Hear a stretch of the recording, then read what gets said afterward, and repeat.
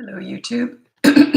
Sorry, my voice is cracking again. Anyway, hello, YouTube. I'm just waiting for Instagram to come in. So you can ask questions anytime you want, but there's no one on there yet. Hello, I was just talking to YouTube. Anyway, welcome to my live. If I get time, I'm going to also do it on TikTok. I'm going to try and do, maybe 20 minutes of each. I'm heading out soon. I'm just waiting to get a message. So, but anyway, I wanted to come on here while I'm waiting. I love doing this. It's one of my favorite things to do in my business is to do these lives. Okay, so you can just ask away any parenting questions and I'll do my best to answer them as per usual. I don't invite people in on these lives. I did that once and it didn't go so well. It was someone, I didn't do it on here. I did it on TikTok. They were after my audience and they're trying to sell their business to my audience. Like, that's gold. I don't give that away, right? Anyway, so it was funny. I don't sell it either. Anyway, it's funny. So yeah, that's why I only, it's just me. Okay, my 18-month-old is annoyed about everything and pulls my hand to drag me everywhere and is constantly annoyed at me. Yeah, it's just a little act. It's just theater. So if they're constantly pulling you, why do you allow your hand to be dragged away? I would just say no, and I just look like you're preoccupied. Don't get angry. Just say, if they try and drag you away, say no, and then you act like you're busy. They may very well get upset over that, and that's okay. This is one of the biggest things in my business that I try and get across to parents. If you're afraid of a scene, a fit, or a tantrum, they're in charge. Like, to me, if a kid's going to have a fit with me, I'm like, good, have at it, because that's where the lessons are. Everyone wants the rainbow, but you got to be willing to go through the storm first. So it's okay if they get upset with you. That is their process. That is how they learn that not everything's going to go their way. That is how they learn that. So don't be afraid of them. And by the way, I really don't have time to answer messages anymore. So that's why I'm doing these daily lives. It's a lot quicker and easier for me to just answer questions on here. So I spent like hours the other day trying to get through messages between here and my other platforms. I can't do that anymore. I just realized it's not where my time is best spent. So anyway, do you think it's just a phase? Oh yeah, it could go on if you keep feeding it by giving into it. If you always allow them to get their own way, then they always will want to get their own way. Okay. Okay. How to unlearn my toddler to say mine. Just ignore it. Just ignore it. Say mine. No, it's not. It's mine. Just take it. If it's something that they're not supposed to have, just say no and just take it. Take action. Toddlers are not about words. They're about consistent corrective actions. So be prepared to take action. I'm going to read out my 5 top tips for parenting toddlers. Number 1 is, it's not coming up. Anyway, number 1 is childproof your home so you never have to say no. Number 2 is set up a toy rotation system so they're never bored. Number 3 is how you connect with a toddler is you enter their world and play with them in their world. You don't go to the nail salon with a 2-year-old to connect with them. You go to the park and roll down the hill with them. Number 4 is, I don't know why I have to look at it. Anyway, when you're disciplining a toddler, it's not about words. It's not about the mini therapy sessions. It's not about discussing all their big feelings, their big emotions, all their actions. Words are just, all that stuff is in the pleaser parent department, and that was invented to feed the mom's needs. It has nothing to do with the toddler. It's just rubbish. Anyway, they're about consistent corrective actions. So, and because they learn through repetition, they learn through actions. That is their world. One of the dumbest things I ever heard, and I remember it when it first came out. I remember the first time I ever heard this, I thought, is that the stupidest thing I ever heard? You get down on their level and tell them to use your words. How patronizing is that? Actions are their words. You get in their world. Okay, it's not the other way around. You want them to find their inner adult? Are you kidding me? A 2-year-old? Anyway, just dumb. Anyway, and then number 5 with toddlers, stop trying to figure them out. They're not figure-outable. They're brand new, fresh human beings. They're just forming. They've got 1 marble and some tumbleweed up there. Imagine if you've only been in the world for 2 years and for the first year you were a potato laying on a mattress. Like, they're just forming. They have no context of the world yet. So don't try and figure them out. Just go with it. They're cute as a button. All feet, no brains. Cute as a button. How to train my child to sit and be quiet for appropriate occasions such as, I need to know the age. Are they 16, 6 months, I don't know the age. I need an age with that one, with most stuff. And don't just say the age because I won't know what question you ask. Do the whole question again. You have to put the ages in there. Hi again, I dropped off yesterday because your live froze on me right when you were addressing my question. Well, I don't know what your question was. Okay, my 12-month-old already throws tantrums. Rest I can deal with, but the worst is the car seat resistant. Please help. Okay. So you have a hard time getting them in the car seat? If so, just get them in. Overpower them physically. You have to be willing to do that because they're about actions. If they think they can overpower you physically, you're in big trouble. So like my son, didn't do it all the time, but he would sometimes stiffen when he didn't want to get in that car seat. So my friends and I used to laugh and say, whenever our kids would do that, we do the karate chop. We weren't doing that, but we were holding their stomach, waiting for them to take a breath and relax a bit, and then we'd fold them, zip, zip, click, click, they were in. They didn't even know what happened to them. So what if they don't like it? That's okay. It's okay that they don't like what you do. If you're following through and doing the right thing, it doesn't matter what they think. Like they just have to learn that not everything goes their own way and that they're not in charge. It's not good for them. They don't want to be in charge. They need a leader. They need guidance. They're babies. They're 2-year-old. They're 2-year-old. They need guidance. Don't explain yourself. Okay, I just want to say that I love your approach to behavior issues. Excellent. I've been doing this forever. I'm 63. I first started volunteering in daycare centers when I was 11 years old. That was 52 years ago. And even then, the daycare workers were asking me how I did it. And they said, you're so much fun. The kids love being with you, but they respect you. How do you do it? I was 11. I didn't know how to answer that, but I was a leader back then. I lead with fun, by the way, but I don't take any crap. How do I support my preschooler who is acting out at school? We aren't really seeing this. I don't know how old they are. What are they, 3 or 4? Makes a little bit of a difference. But basically, you put they have to be 3 and 4 to be a preschooler. So just put on the behavior board. That's free up in the link above, the behavior board. Put on there whatever they're specifically doing. If they're hitting or kicking or something, no kicking. So it doesn't matter where they do it or whatever they're doing at preschool. My guess is there's 2 reasons why they would act out at preschool. Either they also act out at home, or they don't because you give in to everything they want. So are you the pleaser parent who gives them whatever they want? You roll out the red carpet every time they come home. They don't have any boundaries or lessons, any rules. So yeah, it's by 3 years old, especially by 4, they know right from wrong. So it's a tell. They're wild at home, also they're acting out at home, or they're not because you're giving into everything.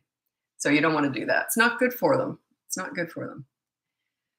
Oh, sorry, I got to scroll through here. I got a whole bunch of questions I missed. Okay, my daughter is about 2. She sucks her thumb as self-soothe. How and when do I break this habit? That's a tough one. I really don't know how to answer that. There's all sorts of bitters and stuff that you can put on their thumb. You can put gloves and all sorts of stuff. Basically, I would try replacing it with something else. I would rather them have a soother. I would rather them have a pacifier, a soother, a dummy. We used to call them dummies. Whatever you want. I would rather switch over, and then you can take that away after a few months or whatever. But I don't really know. That's not an easy one to do, by the way. It's a tricky one.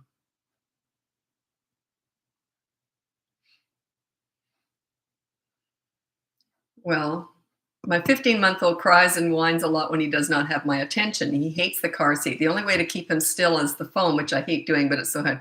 He's training you. He's like, he's got you trained.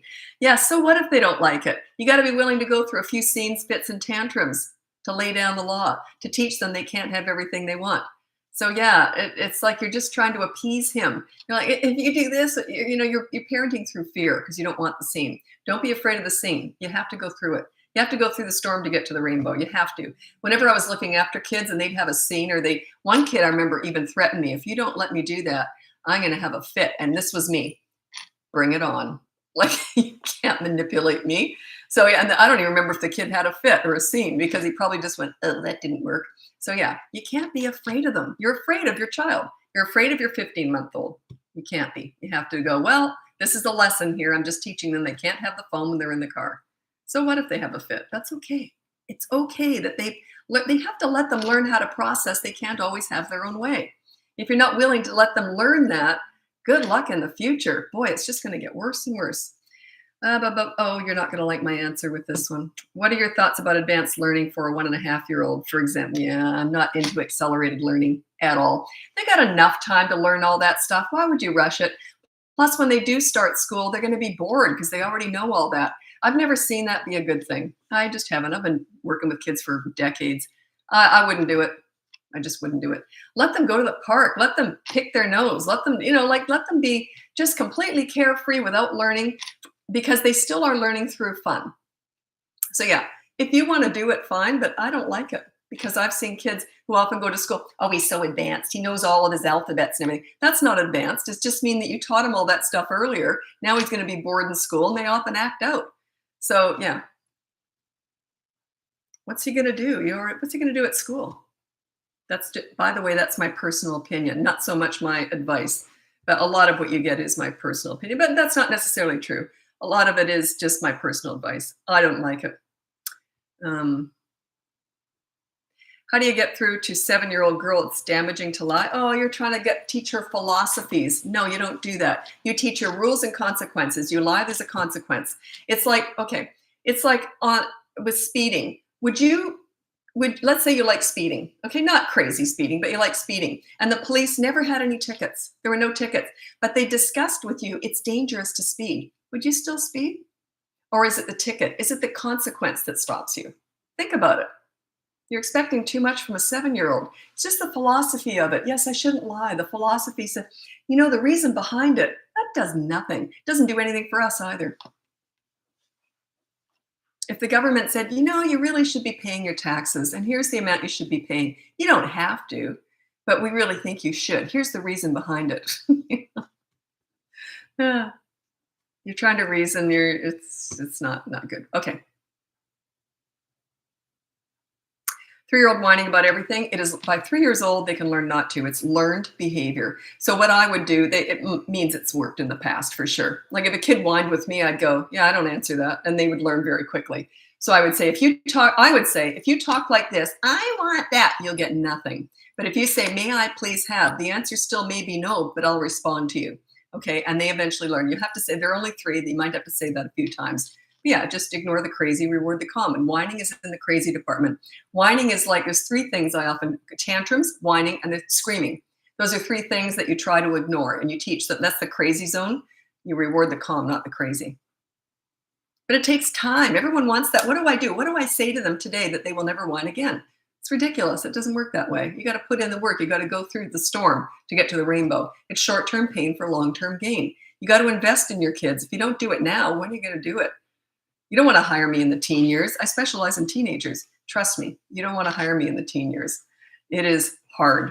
I love it. It's my favorite client to work with because that's the biggest challenge. But yeah, they're my favorite age. Okay. How to train a 2-year-old to sit quiet and to sit in a funeral in a church? You don't. That's an unreasonable expectation. Your expectations of a 2-year-old are completely unreasonable. So yeah, you don't. You can't teach a 2-year-old to sit still during a funeral. And yeah, in church, no. That's why they have daycare in churches. That's where the 2-year-olds go. Okay, I'm gonna have to get going soon. I'm not gonna have time to do my TikTok live tonight because I'm going out. Okay. Okay. Oh, okay. This is the one where it froze before, and I answered the question and I froze. I didn't, but the thing did. Okay. I was asking you about my 5-year-old and that I hate your face, and you said he doesn't respect me, and followed up with something else that I wasn't able to catch.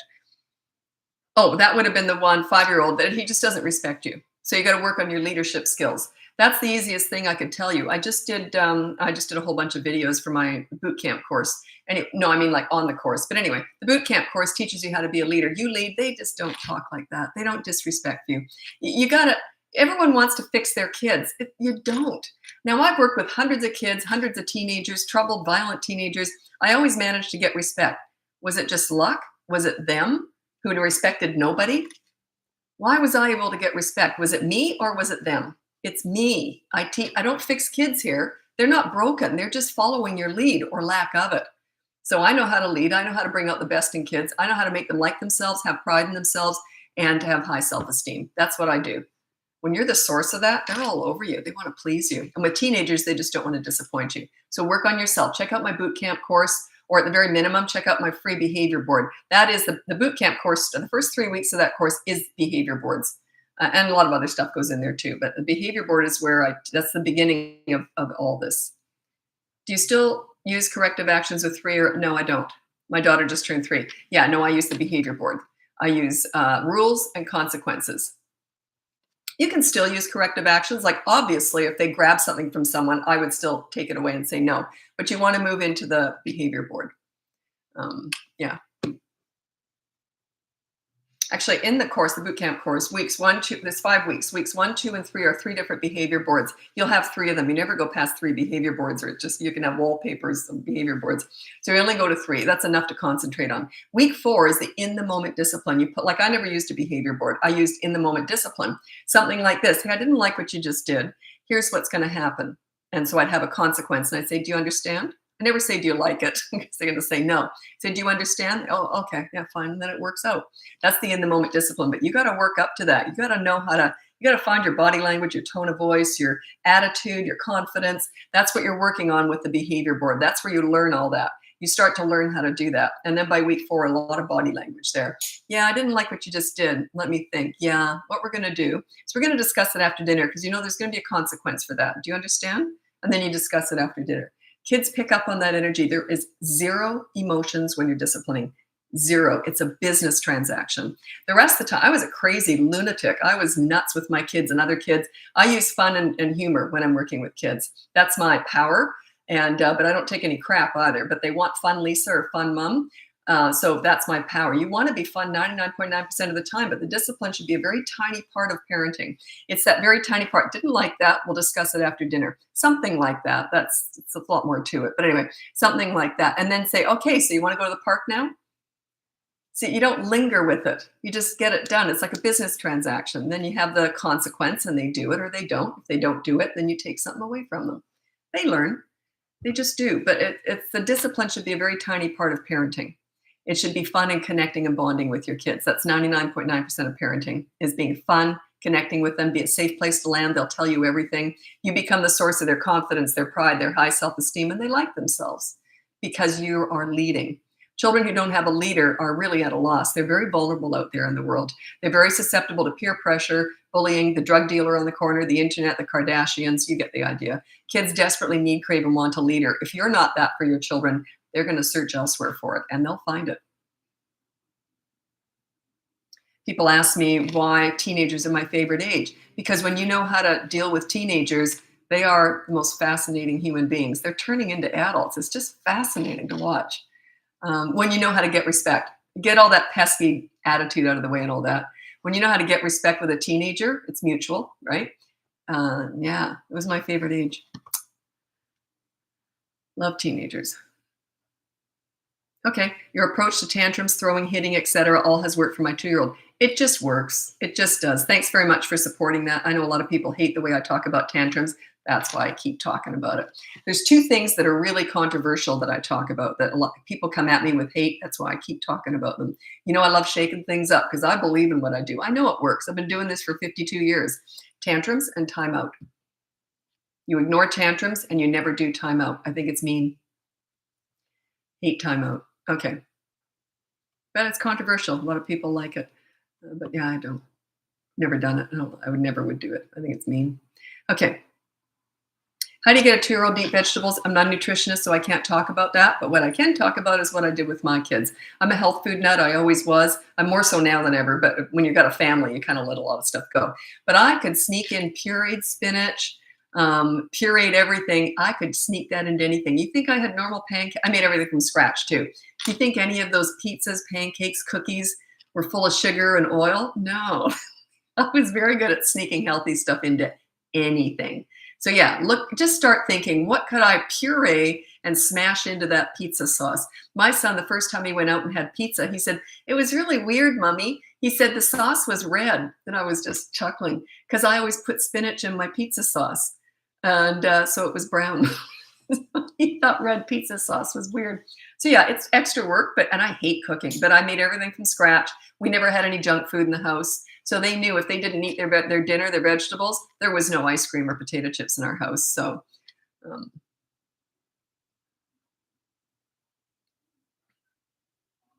okay, how to stop a 3-year-old from coming to bed with us in the middle of the night. I have a bedtime battles course. It goes from the age of 2 to 8 years old. Check that out. It's a process, how to get them in bed and then how to keep them there. It's 2 parts. I struggled with that. I finished that course about a year ago and I just put it out 4 weeks ago. I don't know why, but I just kept looking at it thinking, I hate this course. I just hated what I did with it. What I didn't do is I didn't have it in 2 parts. It should be 2 parts. How to get them to bed and then how to keep them there. I just ran it all into one. So it's these little things that drive me nuts. And I didn't put that course out for, well over a year. I said, yeah, it's all finished. I'll get it out soon. And I never did. Neurodivergent children. I don't discuss those things. I'm not a doctor. I don't discuss that. Okay, I'm a childcare preschool instructor with 30 plus years, and I use the same approach. It's a breath of fresh air to know that there is someone else that uses the same methods I do. It's just common sense. It's leadership, right? You want to be fun with kids, but you also know how to lay down the law. So yeah, good for you. It's just common sense. What are your thoughts on TV time? Positives, negatives? I don't really have any. Like it's sort of subjective. There's no definitive law like rule out there. Oh, it should be 10 minutes or 11 minutes a day, and that they've never done definitive studies on that. I'm sure you can always have what's that confirmation bias. You can find studies to prove anything you believe in, but there really is no proof out there. How much TV is good? How much is bad? What should they be watching? I know I let my kids watch TV. I was really into educational stuff. So, and Sesame Street was not like that. I don't know why, but they changed it all. They just sort of, it seems to, I don't know what it's doing now, but it became a commercial for Elmo. It was just this, it's high, but where was all they sort of stopped doing all the educational stuff. So I didn't let my kids watch Sesame Street. So yeah, anyway.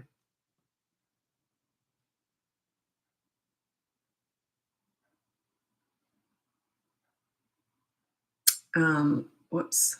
Sorry, I'm just scrolling here. I'm gonna have to get going soon. I'm gonna head out. Um, Sorry, I keep forgetting on here that I have to scroll through the questions myself. On TikTok, it does it for me, and I just missed a whole bunch, and that's okay. Okay. Older sister is rude and disrespectful to younger sister, 7 and 9. I could go on about this one, but you know how you get siblings to get along and to get closer? Is you do everything with them as a group. And usually, I don't want to go into it, but I did some nutty, really crazy stuff with my kids. And they were 5 years apart, a boy and a girl, so they didn't have much in common. But the one thing they had in common was making fun of me. So they made fun of me a lot. And that was like, we do the silliest stuff. And everything I did, you always play to the weakest link. No matter what you're doing, don't do anything competitive. I won, you lost. I won, you lost. None of that stuff. Just do silly stuff with your kids. Go out and have fun with them. Go to just go have fun with them. Go to the slide, go to the park and see who can go down the slide how many times, who can jump the highest off a swing or stuff like that. Get in their world. And when you're having fun as a group, you don't do the one-on-one time as much. If they're not getting along, the one-on-one time actually builds resentment towards each other. So it causes sibling rivalry. So don't do the one-on-one with each child. Do everything as a group. And they'll learn how to make fun of you who can't swing, who can't go down the slide without falling on your butt when you get to the bottom. So that's what I was really good at, just playing the joker with my kids. And they love that. And then they got along. They were laughing at mom together. Any advice on getting family on board with ignoring the crazy? Whenever parents ask me to manage other adults, it's not my thing, right? That's not what I do. I teach parent-child relationships. The best thing you can say is you can say something like this: don't undermine my parenting because it hurts my feelings. If they don't respect that, I can't help you, okay? Anyone who doesn't respect that very, very succinct, common sense, reasonable request, difficult. Good luck with that. Okay, the F word, 4-year-old saying that, put on the behavior board, no dirty words or no bad words. And then there's a consequence whenever he says it. If he says it 20 times in a day, add it all up and do a bigger consequence. Said, today was bad, wasn't it? You said that a lot. So what we're going to do is we're going to do this instead. So make it bigger, but use the behavior board. It teaches you how to set this all up. Anyway, I have to get going. I'm heading out. What was I going to say? Anyway, check out the link above. It has all my free behavior board, my mini toddler courses, my big boot camp course, and my coaching. Coaching is all done on Zoom, but 1 hour per week. So thanks so much for joining me. I'll be back again tomorrow night. Check on the link in the bio, not the link, but check in the bio. It tells you what time I'll be back. So thanks very much for joining me. Catch you tomorrow. Bye now.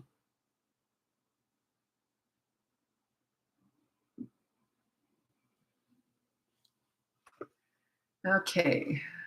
Bye, YouTube.